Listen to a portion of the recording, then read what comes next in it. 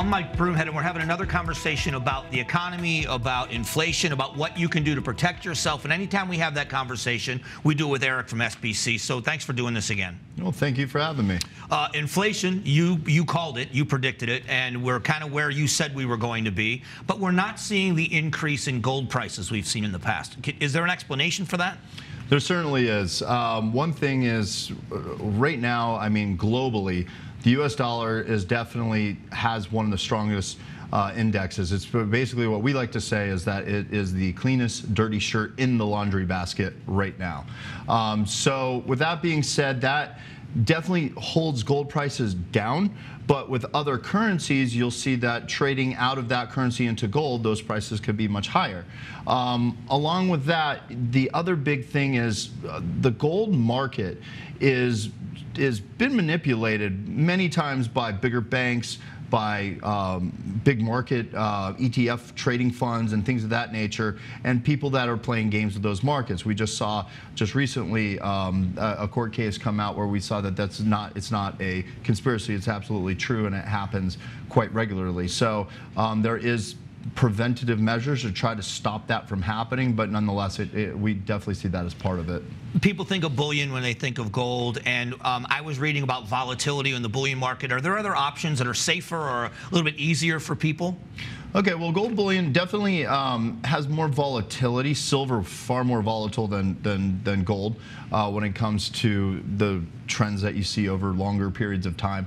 But yes, there is another marketplace, and it's called investment grade coins. And these are coins, primarily a lot of them are the pre-1933 coins. A lot of people don't know this, but we actually used gold and silver as actual currency back in the day.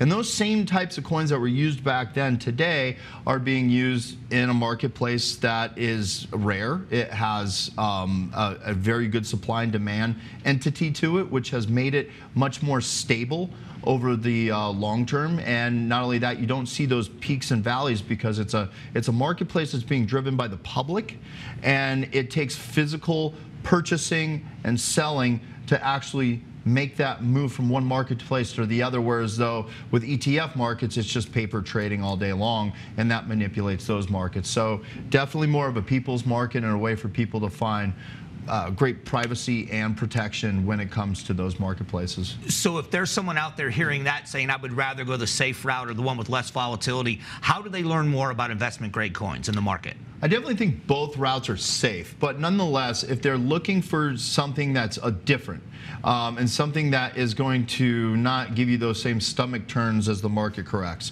what we've got is that we have a guide that can help explain this to them. It's got independent studies in it.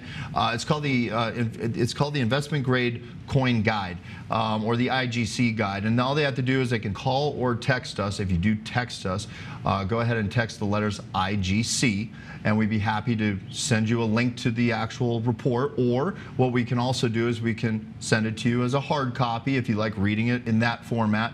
Also, if you really want to get a hold of us just to talk about these types of things, if you go to sbcgold.com, that's where you can go. Our chat site will pop right up, and you can get a hold of one of our consultants that can get you to the right advisor, and that's a great way of going about it as well. So a lot of different ways to see it. Or, of course, if you want to, just drop on by the office, and we'd be happy to take walk-ins as well. You know, we've talked about this before about one size fits all, and it depends on where people are in their life, right? So it's not a one size fits all. Having an expert like you or people that work for you and their opinions really helps someone that is more of I would say amateur is the wrong word, but not an experienced investor, right? Well, I never like to call myself an expert just because I've been doing this for nearly 20 years. So I like to call myself experienced. Okay.